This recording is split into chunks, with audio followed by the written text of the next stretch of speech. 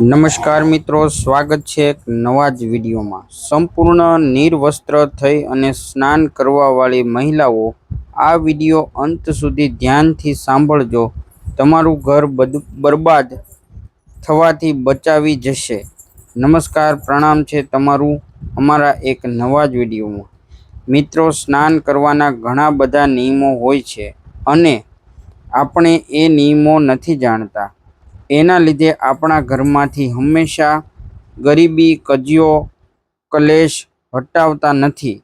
તો મિત્રો, આજના વિડીયોમાં ખૂબ જ જ્ઞાનવર્ધક અને ખૂબ જ મહત્વનો છે અને મહિલાઓ માટે એટલો જ ઉપયોગી વિડીયો છે, માટે વિડીયોને સેવ કરી લેજો અને દરેક લોકોને શેર કરી દેજો।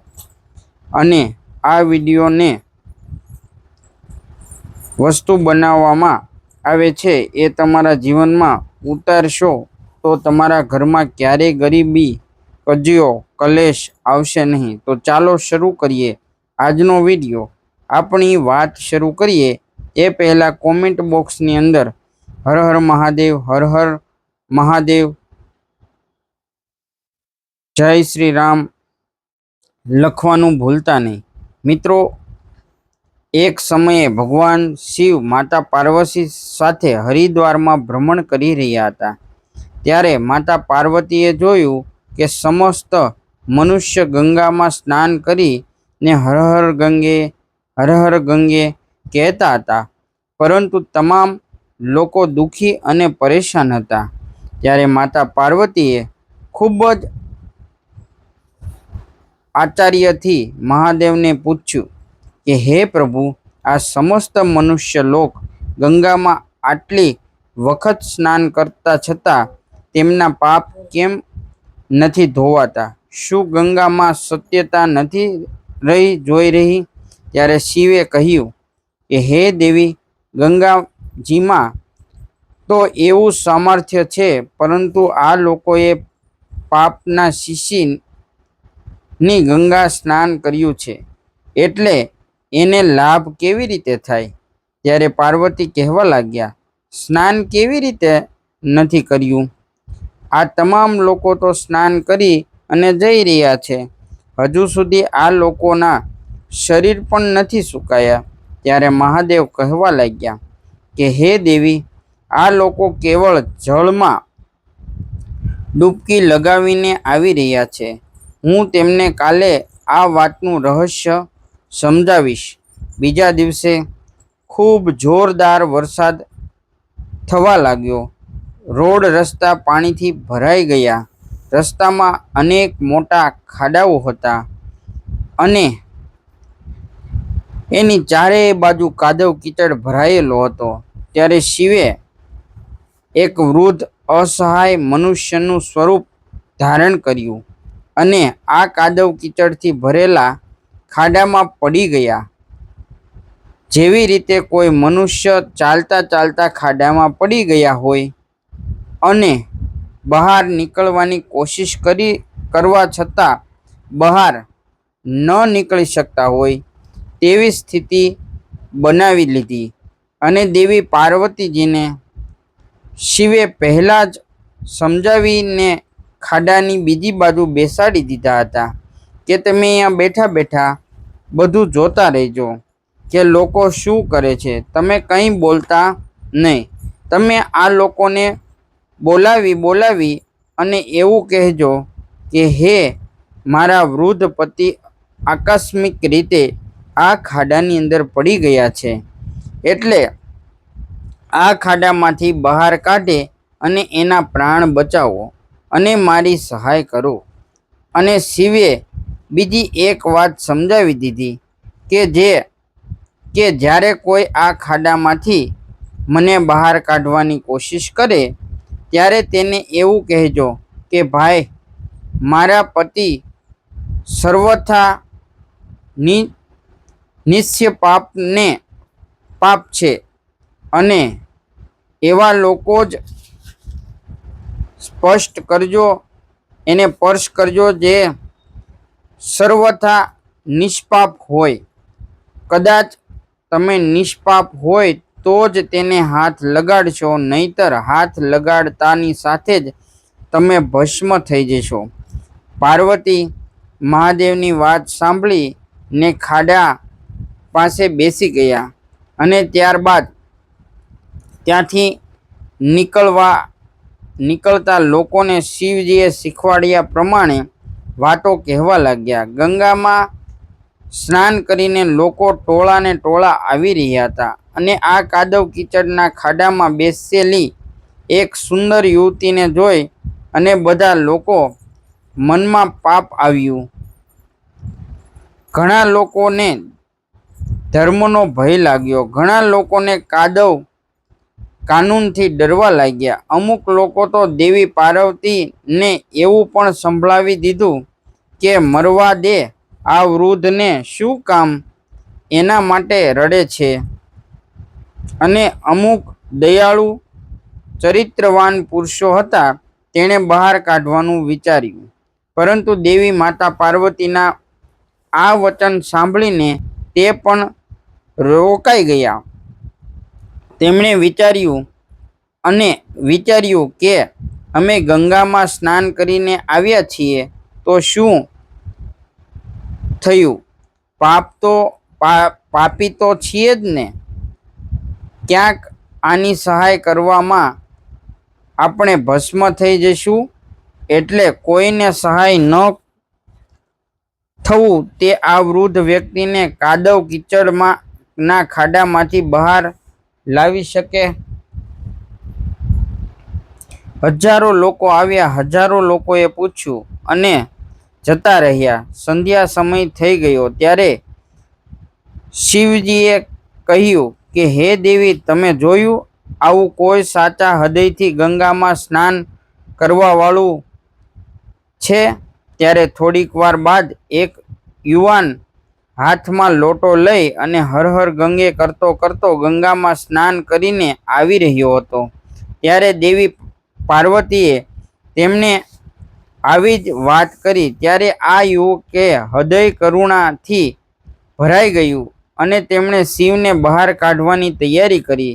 ત્યારે માતા પાર્વતીએ રોકીને કહ્યું, ભાઈ, કદાચ તમે સર્વથા નિષ્પાપ નહીં હોય તો મારા પતિને તમે સ્પર્શ કરશો અને ભસ્મ થઈ જશો. ત્યારે આ યુવકે એ જ સમયે કોઈ સંકોચ રાખ્યા વગર માતા પાર્વતીને કહ્યું કે હે માતા, મારા નિષ્પાપ હોવામાં તમને સંદેહ કેમ થાય છે? તમે જોઈ નથી રહ્યા કે હું હમણાં જ ગંગામાં સ્નાન કરીને આવ્યો છું. શું ગંગામાં સ્નાન કર્યા બાદ પણ પાપી રહી જાય છે? હું હમણાં જ મારા પતિને બહાર કાઢું છું. ત્યારે આ યુવકે આ વૃદ્ધમાં વ્યક્તિને પકડી અને બહાર કાઢી લીધો. ત્યારે આ યુવકને અધિકારી સમજી અને મહાદેવ પ્રસન્ન થયા. ત્યારબાદ મહાદેવ અને દેવી પાર્વતી તેને સાક્ષાત દર્શન આપી અને કૃતાર્થ કર્યો. ત્યારબાદ શિવજીએ માતા પાર્વતીને કહ્યું કે હે દેવી, આ કરોડો લોકોમાંથી ફક્ત આ એક વ્યક્તિએ જ ગંગામાં સ્નાન કર્યું છે. આવી જ રીતે જે લોકો શ્રદ્ધા વગર કેવળ દંભ માટે ગંગામાં સ્નાન કરે છે, તેવા લોકોને વાસ્તવમાં કોઈ ફળ મળતું નથી. એનો એવો મતલબ નથી થયો કે ગંગા સ્નાન વ્યર્થ જાય છે. ગંગા સ્નાન કરવાનું ખૂબ જ મોટું પુણ્ય પણ માનવામાં આવે છે. ત્યારબાદ શિવજી એ દેવી પાર્વતીને કહ્યું કે હું તમને 12 વાતો જણાવું છું. આ મૃત્યુલોકનો જે કોઈ માનવી નહાતા સમયે આ 12 વાતોનું ધ્યાન રાખશે, તે મનુષ્ય જીવનમાં ક્યારેય દુઃખી નહીં થાય અને ઘરમાં માતા લક્ષ્મીનો સદાય એમના ઉપર વાસ રહેશે. તેમના ઘરમાં અપાર ધન આવશે. ઘરમાં ક્યારેય પણ લડાઈ ઝઘડો નથી થાય. તેનો આખો પરિવાર ખુશી અને રાજીથી જીવન જીવશે. ત્યારે માતા પાર્વતીએ કહ્યું કે હે મહાદેવ, મને એ 12 વાતો જણાવવાની કૃપા કરો. ત્યારબાદ ભગવાન શિવ આ વાતો જણાવવાનું શરૂ કરે છે અને માતા લક્ષ્મી ખૂબ ધ્યાનથી આ 12 વાતો સાંભળે છે. અને મિત્રો, આ 12 વાતો તમે પણ ખૂબ ધ્યાનપૂર્વક ભાઈઓ તથા બહેનો સાંભળજો અને તમારા જીવનની અંદર અપનાવજો. તમારા ઉપર માતા લક્ષ્મી અને મહાદેવનો અપરંપાર રહેશે તમારા ઉપર. તો ચાલો આપણે આ 12 વાતો જાણીએ. ત્યારબાદ હું તમને એકબીજાની વાત જણાવી જે મહિલાઓ માટે છે. જે મહિલાઓ નિર્વસ્ત્ર થઈ અને સ્નાન કરે છે એવી મહિલાઓ માટે આ વાત ખૂબ જ મહત્વપૂર્ણ છે. તો હે દેવી, આ વાતને તમે ખૂબ ધ્યાનથી સાંભળજો. ત્યારે શિવજીએ પોતાની વાણી સ્વરૂપે કરીને કહેવા લાગ્યા. દોસ્તો, શિવજી કહે છે કે સ્નાન કરવાથી શરીરને નિરોગી બને છે અને મન પ્રસન્ન રહે છે. સ્નાન કરવાથી ચહેરાની ક્રાંતિ અને શારીરિક આકર્ષણમાં પણ વધારો થાય છે. કદાચ આ નિત્ય કર્મ કરતી વખતે અમુક વાત ધ્યાનમાં રાખવામાં આવે તો મનુષ્ય ક્યારેય દુઃખી થઈ શકતો નથી. એના જીવનમાં ખૂબ વધારે લાભ પ્રાપ્ત થાય છે. સ્નાન કરવાના ક્રમમાં જે વાતોનું ધ્યાન વધારે રાખવું જોઈએ, હવે એ હું તમને વાત વિશે જણાવી જઈ રહ્યો છું. એટલા માટે તમે આ વાતોને બિલકુલ ધ્યાનથી સાંભળજો. નંબર 1, સ્નાન કર્યા બાદ લોકોએ પૂજા પાઠ વગેરે કામો કરવા માટે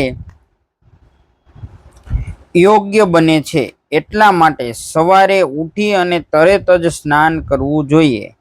નંબર 2, શાસ્ત્રમાં કહેવાયું છે કે સ્નાન કરવાથી 9 ગુણોની પ્રાપ્તિ થાય છે. રૂપે તેજ, બળ, બુદ્ધિ, પવિત્રતા, આયુષ્ય, આરોગ્ય, નિર્લોકતા અને સુંદરતા વધે છે. નંબર 3, લક્ષ્મી અને ધન, આરોગ્ય તેમજ તંદુરસ્તી શરીરમાં રાખવાવાળાને હર મોસમમાં અને હર દિવસે સ્નાન કરવું જોઈએ. નંબર 4, શાસ્ત્રોમાં કહેવાયું છે કે સવારે સ્નાન કરવાથી પાપનો નાશ થાય છે અને પુણ્યની પ્રાપ્તિ થાય છે. એવું કહેવામાં આવે છે કે સવારે નહાવાવાળાની પાસે નકારાત્મકતા શક્તિઓ નથી હોતી.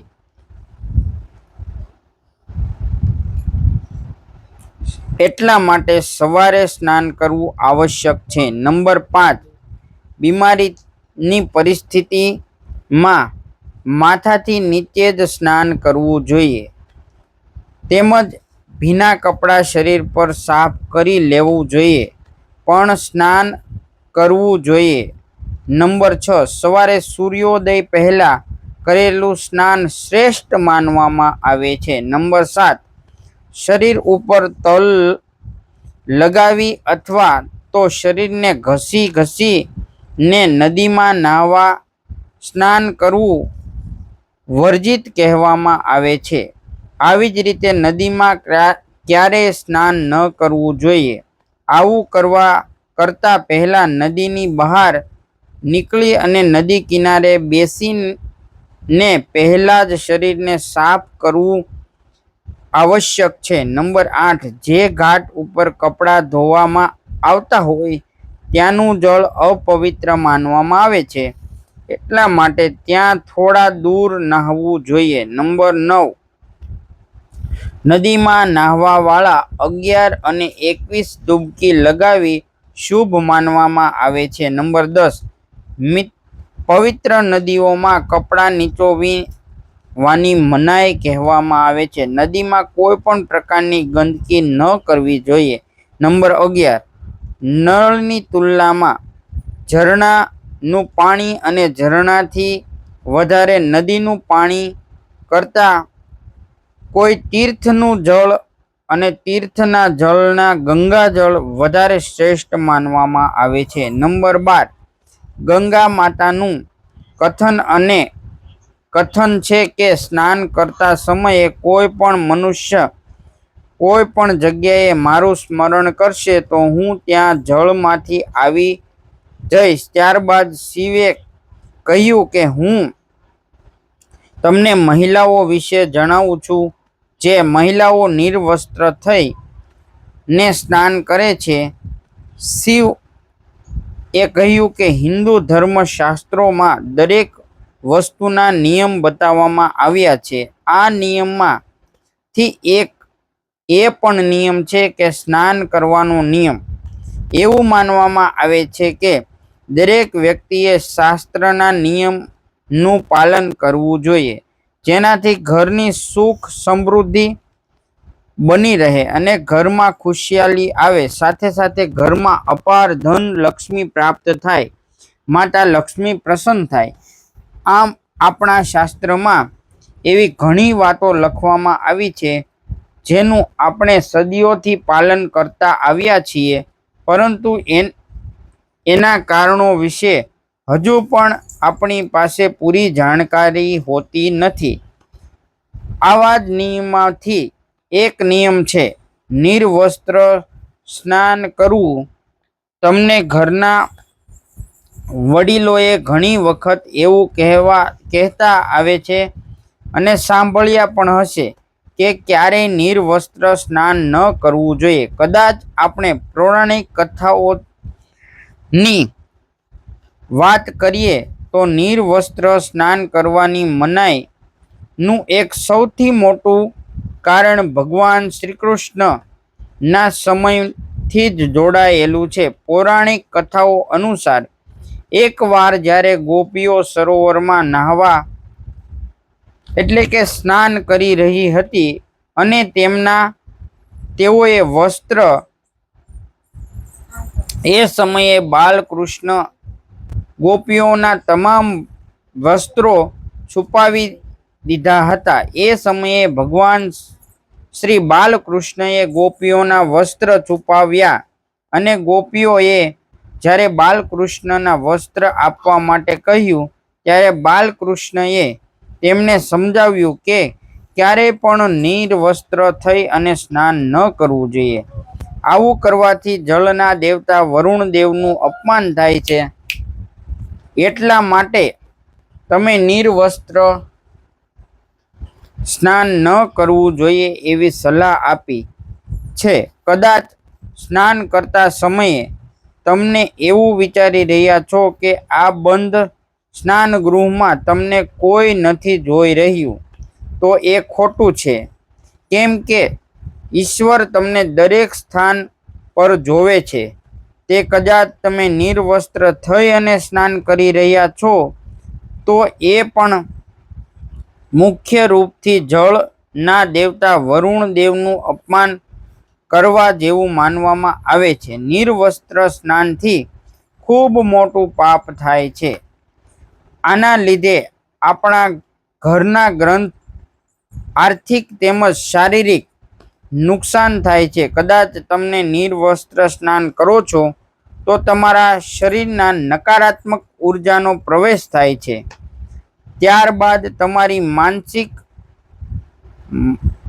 પણ નકારાત્મકતા થઈ શકે છે. એટલા માટે હંમેશા તે વાતનું ધ્યાન રાખવું જોઈએ કે સ્નાન સમયે કોઈ પણ એક કપડું ધારણ કરવું જોઈએ, એ જરૂરી છે. નિર્વસ્ત્ર સ્નાન કરવાથી શરીરની સકારાત્મકતા ઉર્જા નષ્ટ થાય છે અને વસ્ત્ર પહેરીને સ્નાન કરવાથી સકારાત્મકતા ઉર્જા તમારા શરીરમાં પ્રવેશે છે અને તેનો પ્રભાવ આપણા શરીરની સાથે આપણા મન મસ્તિષ્ક પર પણ પડે છે. ગરુડ પુરાણ અનુસાર જ્યારે આપણે સ્નાન કરીએ છીએ ત્યારે આપણા પિતૃઓ એટલે કે આપણા મૃતકો પૂર્વજો આપણી આસપાસ મોજૂદ હોય છે. કદાચ આપણે નિર્વસ્ત્ર સ્નાન કરીએ છીએ તો આપણને પિતૃદોષ લાગી શકે છે. આવી રીતે સ્નાન કરવાથી આપણા પિતૃઓને પણ તૃપ્તિ થતી નથી. આપણા ઘરમાં પિતૃદોષના કારણ બની શકીએ છીએ. તેઓ વસ્ત્રોથી જ પડવાવાળા જળને ગ્રહણ કરે છે, જેનાથી તેને તૃપ્તિ થાય છે. નિર્વસ્ત્ર સ્નાન કરવાથી પિતરો વધારે નારાજ થઈ જાય છે, જેનાથી વ્યક્તિનું તેજ, બળ અને સુખ નષ્ટ થઈ જાય છે. એટલા માટે જ્યારે પણ તમે નિર્વસ્ત્ર થઈ અને સ્નાન જ ન કરવું જોઈએ. પુરાણો અનુસાર સ્નાનવાળું પાણી પૂર્વજોના હિસાબમાં થાય છે અને નિર્વસ્ત્ર થઈ અને નહાવાથી સમાન માનવામાં આવે છે. શાસ્ત્રોમાં એવી માન્યતા છે કે કદાચ કોઈ નિર્વસ્ત્ર સ્નાન કરે છે તો માતા લક્ષ્મી તેમનાથી નારાજ થઈ જાય છે અને આવું કરવાથી આપણી કુંડળીમાં ધન ને પણ હાનિ થાય છે અને આપણી આર્થિક સ્થિતિ ખરાબ થઈ જાય છે. આ જ કારણોના લીધે મનુષ્ય નિર્વસ્ત્ર સ્નાન ન કરવાની સલાહ આપવામાં આવે છે અને શાસ્ત્રોમાં પણ વાતની મનાઈ છે. મિત્રો, આજની વાત તમને પસંદ આવી હોય તો આ વિડીયો તમારા મિત્રો, સગા સંબંધીઓ અને જે પણ લોકો છે તેને અવશ્ય શેર કરજો અને કોમેન્ટની અંદર હર હર મહાદેવ, જય માતા લક્ષ્મી લખવાનું ભૂલતા નહીં. અને ચેનલમાં તમે હજી નવા હોય તો ફોલો અને સબસ્ક્રાઈબ કરવાનું ભૂલતા નહીં. સ્વસ્થ રહેજો, સુરક્ષિત રહેજો. જય હિન્દ, જય ભારત, જય શ્રી કૃષ્ણ, રામ રામ, સીતારામ. જય ગૌ માતા, જય ધન્વંતરી.